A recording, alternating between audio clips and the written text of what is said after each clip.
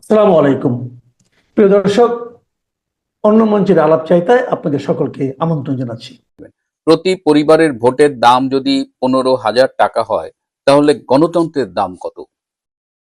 Vote কি আমাদের অধিকার নাকি কেনা বেচার পণ্য? আমরা আজকে সাহস করে এই প্রশ্নটি তুলতে চাই, কারণ বাংলাদেশের বাংলা মিডিয়া এই প্রশ্নটি তুলবার সাহস রাখে না। আজকে আমি আপনাদের বেশ কিছু প্রমাণ সহ কথা বলবো। ঢাকা 15, এটি মিরপুর কাফরুল অঞ্চল। এখানে নির্বাচন করছেন জামাতে ইসলামের আমির ডক্টর শফিকুর রহমান। স্বভাবতই জামাতে ইসলামের জন্য এটা একটা প্রেস্টিজ ইস্যু। এই আসনে জেতার জন্য এমন কোনো কাজ নেই, অনৈতিক অন্যায় কাজ নেই যা জামাতে ইসলাম করছে না। শুধুমাত্র যে ঢাকা 15 আসন নয়, সারা বাংলাদেশেই কিন্তু এরকম ঘটনা ঘটছে। প্রথমেই দেখবেন যে ঢাকা 15-তে এক ক্যাম্পেইন করছেন একজন ব্যারিস্টার যিনি সম্প্রতি খুব আলোচিত। কিন্তু এই লোকটি একসময় রাজশাহী বিশ্ববিদ্যালয় হলের সাধারণ সম্পাদক ক্যান্ডিডেট হয়েছিলেন, হতে পারেনি। পরে তিনি ইংল্যান্ডে গেছেন পড়াশোনা করতে। সেখানে তিনি ইংল্যান্ডে আওয়ামী লীগ, বঙ্গবন্ধু পরিষদ তাদের সাথেই ওঠা বসা করেছেন, কিন্তু আসলে তিনি ছিলেন একটি গুপ্ত জামাত। এবং এই নির্বাচন জুলাই আগস্ট 24 সাল, তার ভূমিকা তাকে স্পষ্ট সামনে এনে দিয়েছে যে আওয়ামী লীগের লুঙ্গির তলে লুকিয়ে থাকা এই ব্যারিস্টার। তো এই লোক দেখেন যে একদম প্রকাশ্যে সে টাকা দিচ্ছে একজন ভোটারকে, এবং এটা কিন্তু গোপনে ভিডিও করা না। তার বুকের দিকে তাকিয়ে দেখেন, সেখানে মানে একদম প্ল্যান্ড ওয়েতে ভিডিও করা হচ্ছে। তার মানে তারা টাকা পয়সা এভাবে বিলিয়ে ভোট কিনতেছে, যেটা একদম নির্বাচনী আইনের লঙ্ঘন। কেন আতঙ্ক কিসে? তা করতে হবে, তাই না? চলেন। ব্যবসা কেমন হচ্ছে? মোটামুটি। কেন মোটামুটি কেন? দেশের পরিস্থিতি ভালো না। দেশের পরিস্থিতি ভালো না কেন? কি হয়েছে? সবাই তো বয়ের মেয়েতে আতঙ্ক। কেন আতঙ্ক কিসে? তোমরা ইয়া করে বয়স কি করে ভয়? শুনি বলেন। আমরা তো আপনাদের জন্যই। কি ভয়? ভয়টা কিসে? বয় মনে করেন নতুন সরকার আইলে কখন দিব? হ্যাঁ। সরকার নাই, বুঝলেন না? নতুন সরকার হিসেবে কোনটা ভালো? অনেক ভালো আইলে তো কখন যাবো বালা? না, আপনি কোনটা চান ভালো? আমি তো চাই দেশ বালা চলো। না, সেটা কাক দিয়ে ভালো চলবে ইনশাল্লাহ। আমরা মুসলমান, আল্লাহ ছাড়া আর কোনো কারো ক্ষমতা আছে ভালো করার? আপনাকে বল, রিজিকের মালিককে? আল্লাহ। আপনার তো আমার এই মুহূর্তে দেখা হবে, এটার মালিককে? আল্লাহ। আল্লাহ, তাই না? তাহলে সে যেটা বলছে তার বাইরে যে দেশ চললে ভালো হবে, আর কয়দিন বাঁচবে? তোর খবরে বেশি দিন না দুনিয়া বেশি দিন? খবর বেশি দিন। তাহলে কোন জায়গায় ভালো থাকতে হবে? খবরে ভালো থাকতে হবে। তাহলে ওই ব্যবস্থাটা করতে হবে, তাই না? চলেন।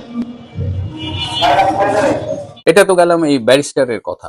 তারা একদম সাংগঠনিক ভাবেই কিভাবে ভোট কিনছে, এবং তারা ঠিক করেছে। আপনারা জানেন যে কদিন আগে আপনারা দেখেছেন যে বোরকা পরে বিভিন্ন জামাত সমর্থকরা বিভিন্ন বাড়িতে গিয়েছে, তারা বিভিন্ন মহিলাদের ডেটা কালেক্ট করেছে, আইডি নাম্বার নিয়েছে, ফ্যামিলির ইনফরমেশন কালেক্ট করেছে। এইগুলো কালেক্ট করে তারা এখন টার্গেট করেছে, বিভিন্ন পরিবারকে টার্গেট করেছে যারা একটু গরিব, যাদের একটু টাকা দিলে প্রলুব্ধ হবে, এরকম ফ্যামিলি টার্গেট করে তারা এখন ঠিক করেছে যদি হোল ফ্যামিলি জামাতকে ভোট দেয় তাহলে প্রতি পরিবার 15,000 টাকা করে পাবে। এবং এই যে ভোট দেবে, এর জন্য কিছু প্রমাণ দেখাতে হবে।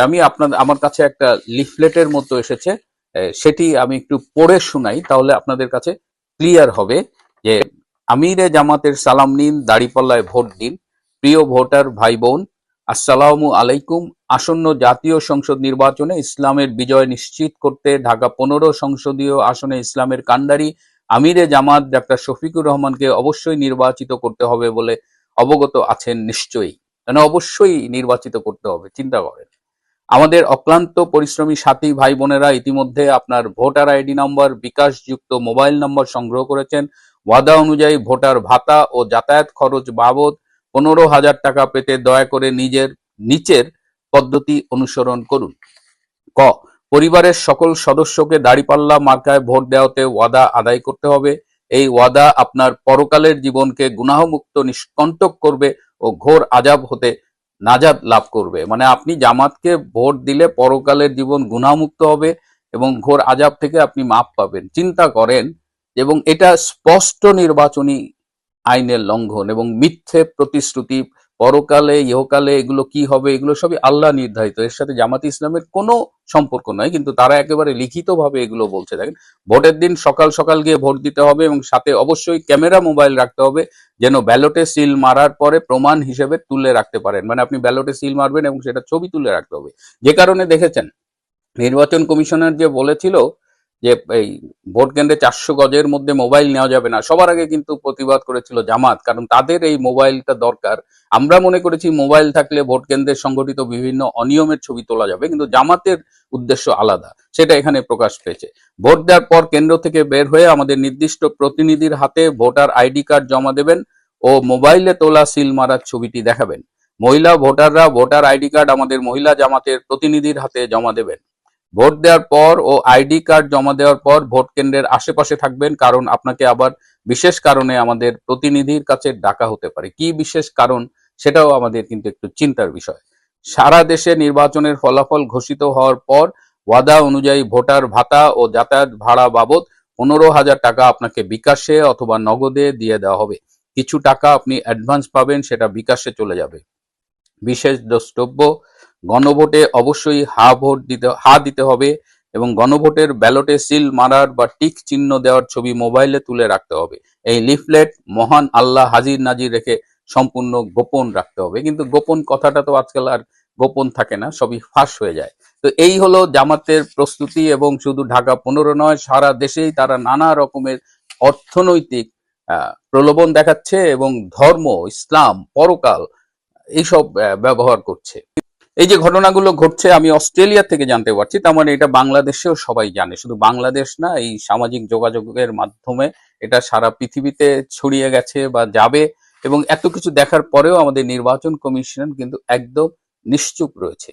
এই নির্বাচন কমিশন হলো বিএনপির লুঙ্গির তলে লুকিয়ে রাখা জামাত। বিশেষ করে প্রধান নির্বাচন কমিশনার মিস্টার নাসির উদ্দিন, তিনি একসময় বিএনপির নমিনেশন চেয়ে আবেদন করেছিলেন, পাননি। তো ন্যাচারালি যখন প্রধান নির্বাচন কমিশনার হিসেবে এই নাসির সাহেবের নাম এলো, তখন বিএনপি কিন্তু খুব খুশি হয়ে ভাবলেন সে তো আমাদেরই লোক।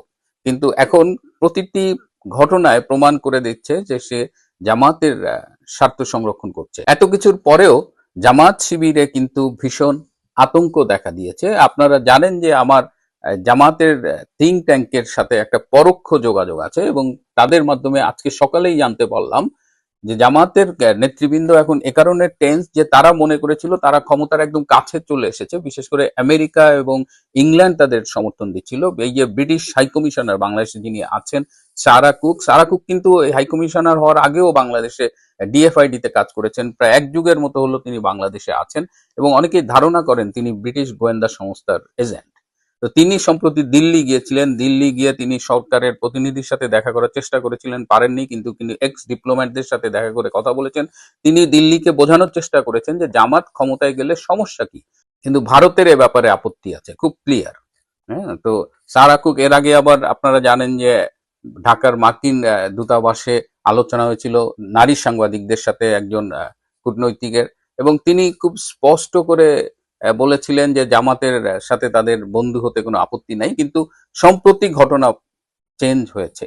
একদম খুব রিসেন্টলি ভারত এবং আমেরিকা কাছাকাছি আসায় ট্রেড ডিল এবং ডিফেন্স ট্রিটির যে অবস্থা, তাতে এখন আমেরিকা কনভিন্সড যে বাংলাদেশে জামাতকে ক্ষমতায় আনা যাবে না, এবং এ ব্যাপারে ভারতই মূল ভূমিকাটা পালন করেছে। এবং মাঠের যে বাস্তবতা, আন্তর্জাতিক বাস্তবতা বাদ দেন, মাঠের যে বাস্তবতা, তাতে সুষ্ঠু নির্বাচন হলে, মানে আওয়ামী লীগ নেই, নির্বাচনের গ্রহণযোগ্যতা তো বিতর্কিত হয়ে গেছে। সেই 96 সালের 15ই ফেব্রুয়ারি নির্বাচন আর 2026 সালের 12ই ফেব্রুয়ারি নির্বাচন, এগুলা মোটামুটি একই ধরনের অগ্রহণযোগ্য নির্বাচন। তারপরেও বিএনপির যে ভোট তার ধারে কাছে জামাতের ভোট নেই। কিন্তু জামাত একটা মানে একদিকে সোশ্যাল মিডিয়ায় ব্যাপক ক্যাম্পেইন করছে, তাদের বট বাহিনী সক্রিয়। একটু আগে দেখলাম তারা এখন বলছে যে জামাত ক্ষমতায় গেলে কে রাষ্ট্রপতি হবে, কে কোন মন্ত্রণালয়ের ভাগ পাবে, মানে জেতার কোনো খবর নাই, গাছে কাঁঠাল গোপে তেল, এরকম একটা অবস্থা। তো তারা এভাবে ভোটারদের উপর একটা মনস্তাত্ত্বিক চাপ তৈরি করছে, এবং কয়েকদিন আগে দেখতেন যে হঠাৎ করে একটা ন্যারেটিভ যে জামাত ক্ষমতায় আসতেছে, বাস্তবতা তার ধারে কাছেও নেই, এবং জামাত যে হারবে এটা মোটামুটি নিশ্চিত, যদি না ডক্টর ইউনূসের প্রশাসন মিডিয়া কুর মাধ্যমে জামাতকে বিজয়ী ঘোষণা করে। এবং এই জায়গাটায় বিএনপিকে সতর্ক থাকতে হবে। তারা থাকবে কিনা এটা তাদের ব্যাপার। যাই হোক, নির্বাচনকে কেন্দ্র করে আগামী দিনগুলো ভীষণ শঙ্কার মধ্যে দিয়ে কাটবে বলেই আমাদের কাছে রিপোর্ট আছে, এবং পরিস্থিতি যে কোনো সময়ে ভীষণ ভায়োলেন্ট হয়ে যেতে পারে। মিডিয়াতে খবরটা দেখে চমকে উঠেছিলাম। মনে পড়ে গিয়েছিল মহাকবি মাইকেল মধুসূদন দত্তের রামায়ণের কাহিনী আশ্রিত বীরাঙ্গনা কাব্যের একটি বহুল পরিচিত সংলাপের কথা। একই কথা শুনি আজ মন্থরার মুখে। যে প্রসঙ্গে মনে পড়ল কথাটি, সেটি বাংলাদেশের অর্থনীতির জ্যোতিষ্ক দেবপ্রিয় ভট্টাচার্যের কয়েকটি অতি সাম্প্রতিক উক্তি। এটাকে উক্তিও বলা যায়, ভোল বদলও বলা যায়। দেবপ্রিয় ভট্টাচার্য গত 6-7 ফেব্রুয়ারি তার সেন্টার ফর গভর্নেন্স স্টাডিজ বা সিজিএস এর রিপোর্ট প্রকাশ করেন। শিরোনাম ছিল from commitment to implementation, political inclusion and democratic accountability. এই অনুষ্ঠানে তিনি অন্তর্বর্তী সরকারের সমালোচনা করে বলেন, whatever opportunity there was for reform and justice, their capacity is now at its end. They have run out of steam. অর্থাৎ এখন আর এই সরকার থেকে বড় কোনো রিফর্ম সংস্কার আশা করা অবাস্তব, কারণ এই সরকারের দম ফুরিয়েছে। দেবপ্রিয়র কথায় এখন একটাই মাত্র ভালো কাজের শেষ সুযোগ এই সরকারের কাছে, সেটা হলো একটি সহিংসতা মুক্ত গ্রহণযোগ্য ভালো নির্বাচন করা। তার কথাটা ছিল এরকম, what they can do now is hold a good election, this is the last chance for the government to do good work. প্রধান উপদেষ্টার কথার সঙ্গে কাজের অমিল দিতে, কাজের যে অমিল এটা বুঝিয়ে দিতে তিনি ছাতার উপমা টানেন। চিফ অ্যাডভাইজারের বক্তব্য কোট করে তিনি বলেন, প্রধান উপদেষ্টা বলেছেন সব ধর্ম সব গোষ্ঠী এক ছাতার নিচে থাকবে, কিন্তু বাস্তবে সেটা ঘটেনি। He said everyone would be under one umbrella regardless of religion or caste, but the umbrella has not been opened. It is raining but the umbrella has not been opened. মানে বৃষ্টি হচ্ছে কিন্তু ছাতা খোলেনি, সবাই ভিজছে। এছাড়া তার আরও বক্তব্য, এখন এই সরকারের একটিমাত্র কাজ একটি সহিংসতামুক্ত অংশগ্রহণমূলক সর্বাধিক ইনক্লুসিভ নির্বাচন আয়োজন করা, নইলে এই সরকারের নৈতিক ও ঐতিহাসিক লেগাসি শূন্যের কাছাকাছি থাকবে, ইতিহাস মনে রাখবে না। একা দেবপ্রিয় ভট্টাচার্য নয়, সঙ্গে আরও 2 জ্যোতিষ্ক, তাদের কথা শুনেও মনে হয়েছে একই কথা শুনি আজি ইহাদের মুখে। দ্বিতীয়জন বদিউল আলম মজুমদার। একদিকে জানুয়ারি পর্যন্ত তার বক্তব্য, যেখানে তিনি অন্তর্বর্তী সরকারের রিফর্ম এজেন্ডাকে লেজিটিমেসি দিচ্ছেন, আর অন্যদিকে ওই 7 ফেব্রুয়ারি সিজিএস এর একই অনুষ্ঠানে দেয়া তার বক্তব্য, যেখানে তিনি স্পষ্টভাবে সরকার থেকে দূরত্ব টানছেন। কমিশনে ছিলাম কিন্তু সরকারের অংশ ছিলাম না। আগে বলতেন অন্তর্বর্তী সরকার জন অভ্যুত্থান থেকে চলে আসা সরকার, কেয়ারটেকার নয়। এই সরকার নির্বাচনী ও বিচারিক সংস্কারের জন্য 11টা কমিশন গঠন করেছে, সেগুলোর পক্ষে তিনি স্পষ্ট অবস্থান নিয়েছিলেন। এমনকি বলেন এই সরকার আসন্ন গণভোটে রিফর্মের পক্ষে হ্যাঁ ভোটের প্রচার করতেও পারে। বলতেন 12ই ফেব্রুয়ারির নির্বাচন হতেই হবে, কারণ এর বিকল্প নেই।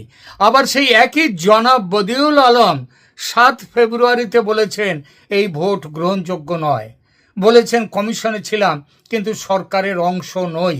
দেবপ্রিয় ভট্টাচার্যকে পাশে বসিয়ে বলেছেন, I served in the electoral system reform commission and the national consensus commission, I was not part of the current interim government. মানে জলে নেমেছিলাম, স্নান করেছি, কিন্তু চুল ভেজাইনি। তার কথা, সরকারের পাওয়ার স্ট্রাকচারের অংশ ছিলাম না, আমরা কেবল আমাদের অভিজ্ঞতা দিয়ে সহায়তা করেছি। সরকারের সংস্কার কমিশনে তিনি কিভাবে এলেন, এক চমৎকার গল্প ফেঁদেছেন। তিনি বলেছেন তাকে নাকি কমিশনে নিয়োগের ব্যাপারটি এক সাংবাদিক ফোন করে জানায়। তার আগে তিনি প্রধান উপদেষ্টার সঙ্গে কথাও বলেননি, কিছু জানতেন না। অর্থাৎ তার উদ্দেশ্য বলার যে পরবর্তী সময়ে আমি ইউনূস সরকারের লোক এই বলে যেন কেউ গালাগাল না দেয়। সুশীল সমাজের আর এক জ্যোতিষ্ক জিল্লুর রহমান, তার ভাষ্য বদল বা টোন শিফট কীরকম? জিল্লুর রহমান মূলত সাংবাদিক, অ্যানালিস্ট। আওয়ামী লীগ ও ভারত বিরোধিতার লম্বা ট্র্যাক রেকর্ড তার। তিনি সরাসরি কোনো ঘোষণাপত্র না দিয়ে বরং ধারাবাহিক ভিডিও লাইভ অ্যানালিসিসের মাধ্যমে টোন পাল্টাচ্ছেন। 2026 নির্বাচন কথা পরিষ্কার। 13ই জানুয়ারিতে এই ভিডিওতে তিনি স্পষ্টভাবে নির্বাচন কমিশন ও নির্বাচনী প্রক্রিয়ার সক্ষমতা নিয়ে সন্দেহ প্রকাশ করছেন। তিনি বলেন এই নির্বাচন কমিশনকে তিনি নিরপেক্ষ মনে করেন না এবং ভালো নির্বাচন করার ন্যূনতম দক্ষতা এদের আছে তা তিনি দেখছেন না। আর এক জায়গায় ভোটাধিকার থেকে বঞ্চিত করার সমালোচনায় তিনি বলেন আপনি মানুষকে বিচারের মুখোমুখি করুন, কিন্তু তাদের ভোটাধিকার কেড়ে নিলে এই লড়াইটা আসলে কিসের জন্য হবে এই লড়াইটা?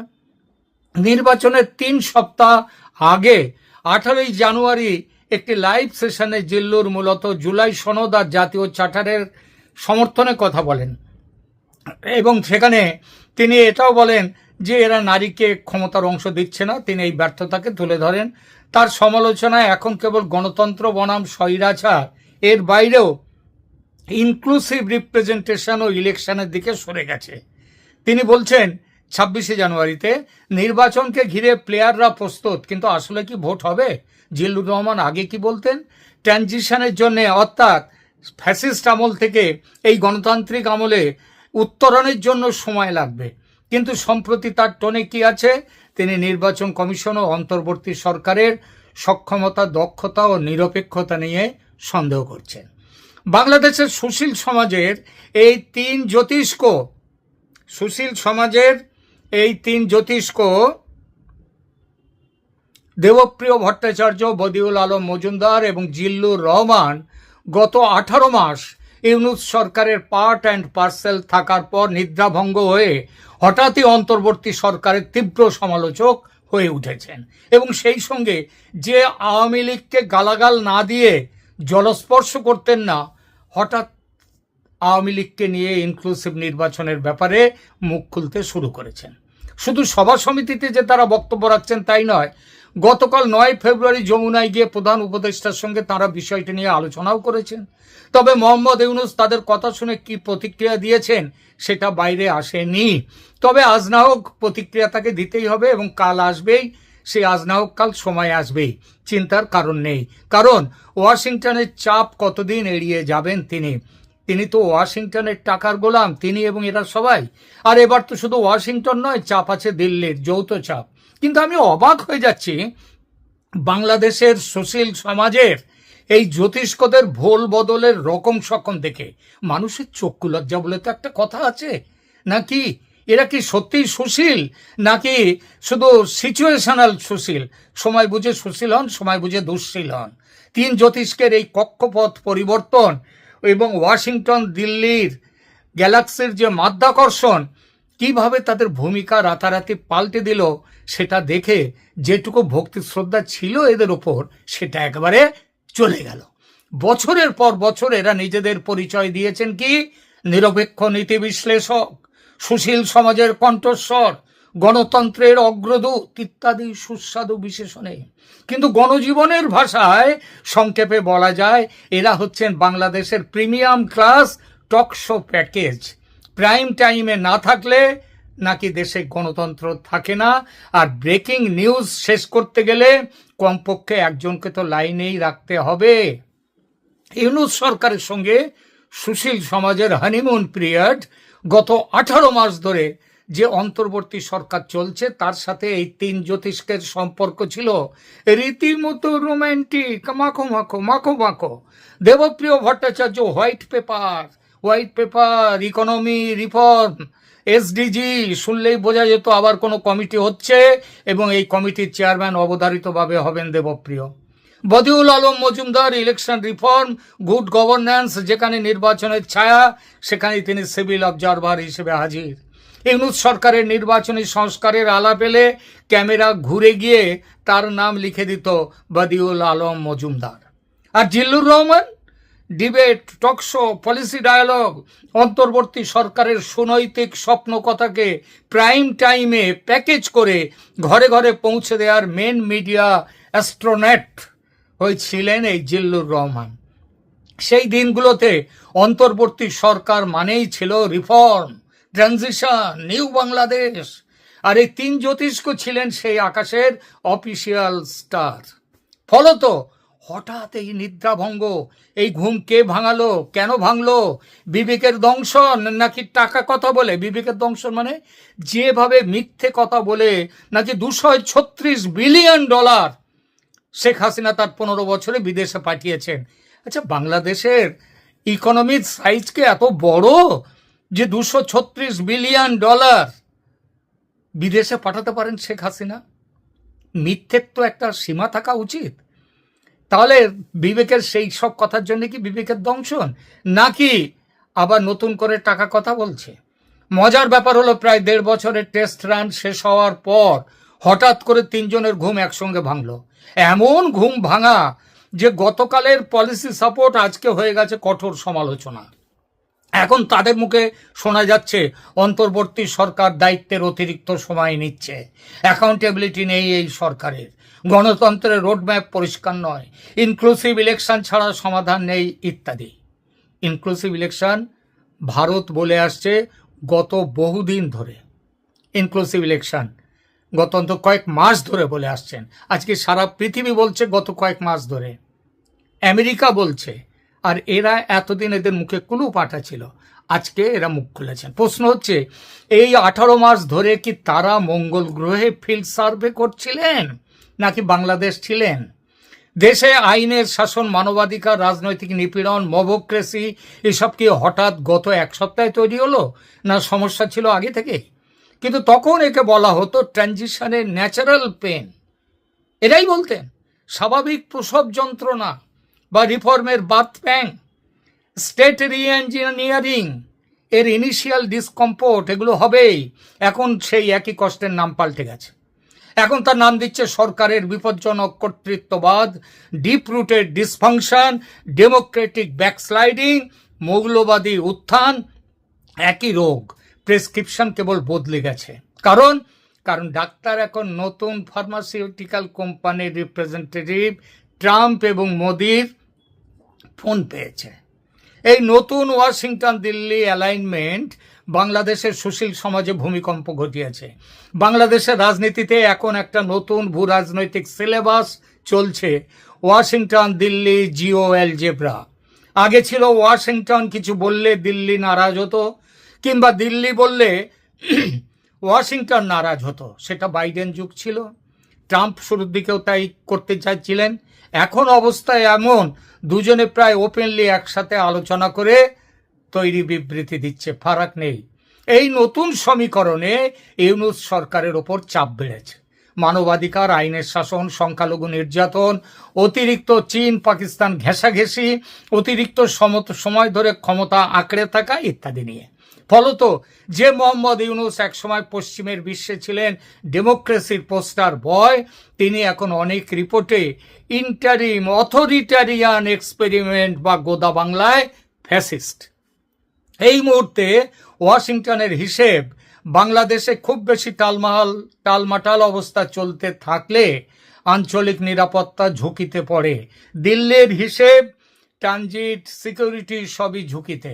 তাই দুই রাজধানীর ইচ্ছে যত দ্রুত সম্ভব কনসেনসাস বেসড নির্বাচনের কোনো সাজেশন প্যাকেজ বের করা। কিন্তু সমস্যা হলো, সরাসরি রাজনীতিকদের দিয়ে এই চাপ প্রয়োগ করলে গল্পটা খুব বেশি পার্টিজান হয়ে যায়। তাই দরকার হয় সুশীল সমাজের নিরপেক্ষ সার্টিফিকেট। এই জায়গায় এসে আমাদের তিন জ্যোতিষ্কের কক্ষ বদল হলো। এরা আওয়ামী লীগের শ্রাদ্ধ করেছেন হাসিনার আমলে, বাইডেনের আমলে, এখন ট্রাম্পের আমলে রাজনীতির গতিপথ পাল্টাবার সঙ্গে সঙ্গে ইউনূসের শ্রাদ্ধ বাসর তৈরিতে নেমে পড়েছেন। সেই একই স্যাটায়ার, সুশীল সাবকন্ট্রাক্টর মডেল। বাংলাদেশের রাজনীতিতে সিভিল সোসাইটি নামের যে সেক্টরটি আছে তা আসলে ডিপ্লোম্যাটিক আউটসোর্সিং কোম্পানি, যে কাজগুলো সরাসরি দূতাবাস, ডেভেলপমেন্ট পার্টনার বা বড় বড় শক্তি বলতে পারে না, তা বলা হয় এদের দিয়ে কনফারেন্সে, রাউন্ড টেবিলে, টক শোতে আর পলিসি ব্রিফিংয়ের ভাষায়। ফল কি হয়? কথাটা থাকে অত্যন্ত প্রোগ্রেসিভ ও নীতিগত, কিন্তু টার্গেট থাকে একেবারে রাজনৈতিক, স্পন্সর থাকে অদৃশ্য। এখন যখন ইউনূস সরকারের ওপর বহু দিক থেকে চাপ এসেছে, United states, European union, India, এই সব দিক থেকে, তখনই তিন জ্যোতিষ্ক সহ হাই এন্ড সোশ্যাল ক্লাস্টার হঠাৎ করে গণতন্ত্রের স্মারক বক্তৃতা দিতে শুরু করেছেন। আগে যেখানে বক্তব্যের সাবটাইটেল হতো অন্তর্বর্তী সরকারের হাতে আরও কিছু সময় দিন, ইনস্টিটিউশনাল রিফর্ম সময় সাপেক্ষ, এখন সেখানে সাবটাইটেল আসছে সময় ফুরিয়ে এসেছে, পার্টিসিপেটরি, ইনক্লুসিভ, ক্রেডিবল ইলেকশন ছাড়া বিকল্প নেই, বাংলা অর্থ আওয়ামী লীগকে ফিরিয়ে নিয়ে এসো। এবার আসি যমুনায় জল আনতে যাওয়ার কাহিনীতে। যমুনায় তারা জল আনতে গিয়েছেন গতকালই। খবরে প্রকাশ, ইউনূসকে বার্তা পৌঁছে দিতে। কার বার্তা? ওই আমেরিকা দিল্লির। যমুনায় প্রধান উপদেষ্টার বাসভবনে সফর করেছেন তিন ইন্টেলেকচুয়াল। এই দৃশ্যটা কল্পনা করুন, এক পাশে প্রধানমন্ত্রী সদৃশ প্রধান উপদেষ্টা গম্ভীর মুখে, অন্য পাশে তিন জ্যোতিষ্ক দেবপ্রিয়, বদিউল, জিল্লুর, আর মাঝখানে বাংলাদেশের অদৃশ্য মানচিত্র, টেবিলে চা, বিস্কুট, হয়তো ডায়েট কুকিজও আছে। ডায়েট কুকিজ, কারণ সুশীল সমাজের রাজনীতি করতে গিয়ে আজকাল ক্যালোরি কনসাস হতে হয়। এরা তাই হয়েছেন আলোচনার এজেন্ডা ইনক্লুসিভ নির্বাচন, আওয়ামী লীগকে মাঠে ফিরিয়ে আনার রোডম্যাপ, আন্তর্জাতিক চাপ ম্যানেজ করার ফর্মুলা, আর সবার প্রিয় শব্দ সেটা হচ্ছে ইউনূসকে রাজি হয়ে যান। যে আওয়ামী লীগকে এরা দীর্ঘদিন ধরে স্বৈরাচারী শাসক, ফ্যাসিস্ট, ব্যাংক লুটেরা, রিগড ইলেকশনের কারিগর বলে সত্যির চেয়ে অনেক অনেক গুণ বেশি মিথ্যে মিশিয়ে গালি দিয়ে আসছিলেন, আজ সেই আওয়ামী লীগকে নিয়ে ইনক্লুসিভ ইলেকশন বানাতে হবে, কারণ আমেরিকা চায়, কারণ দিল্লি চায়। দৃশ্যটা এমন, যে ছেলেটাকে গত 15 বছর ধরে একদম বাজে বকে যাওয়া ছেলে বলে ফেসবুকে ব্লক করে রেখেছিলেন এরা, আজ হাত জোড় করে বলছেন, ওহে গ্রুপে ফিরে এসো, না হলে অ্যাডমিন আমাদের সবাইকে সরিয়ে দেবে।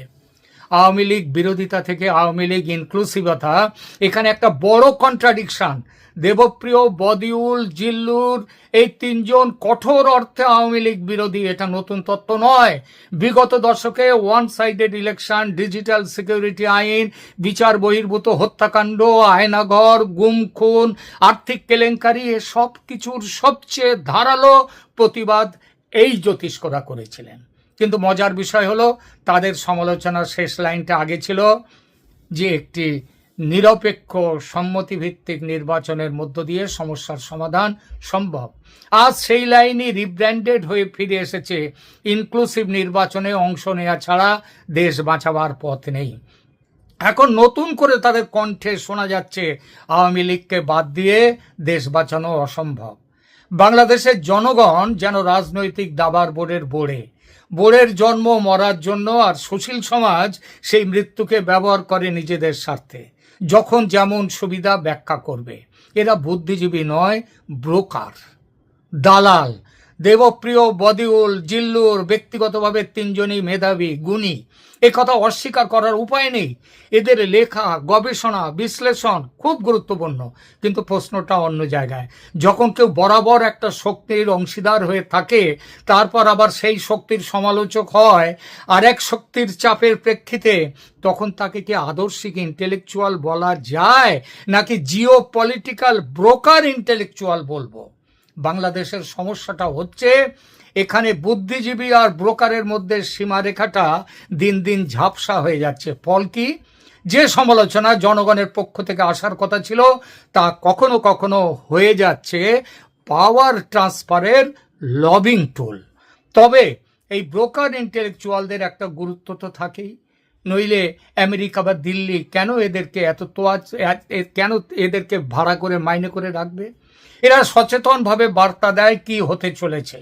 এই তিন জ্যোতিষ্ক যেমন ডিপ স্টেট ও আমেরিকার অর্থ আনুকূল্যে নিজেদের ব্যবসা জাঁকিয়ে নিয়ে বসে শেখ হাসিনা সরকারের পতনে বুদ্ধিজীবী ভূমিকা পালন করেছিলেন, এখন ইউনূসের পতনের অগ্রদূত হয়ে এরাই এসেছেন। এদের সাম্প্রতিক কথাবার্তা ঘোষণা বলে দিচ্ছে 12ই ফেব্রুয়ারির নির্বাচন অর্থহীন হতে চলেছে। ভোট না হওয়ার সম্ভাবনা বেশি, আর ভোট হলেও দ্রুত আরেকটি ইনক্লুসিভ ভোট হবে, যেখানে শেখ হাসিনার দল থাকবে। এছাড়া ইউনূসের বিদায় বেলা ঘনিয়ে এলো, সংস্কারের গঙ্গা যাত্রা ঘটতে চলেছে, আর শেখ হাসিনা শীঘ্র দেশে ফিরছেন। কারণ সুশীল সমাজের 3 জ্যোতিষ্ককে দিয়ে ওয়াশিংটন ও দিল্লি এই বার্তাই পাঠিয়ে দিয়েছে। ধন্যবাদ।